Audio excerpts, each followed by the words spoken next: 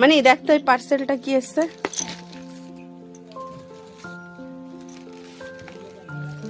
পুরো বার করো, কি কি আছে দেখা। আর ওর ভেতরে কিছু আছে? মিশোতে অর্ডার করেছিলাম একটা ফ্রিজের কভার। ওই তো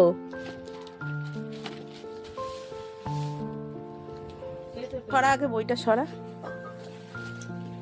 দেখা। এগুলো হচ্ছে থাকে পাতার, ফ্রিজের থাকে। আর ওইটা দেখো, ওইটা ওইটা, হ্যাঁ এটা হচ্ছে ফ্রিজের ওপরে।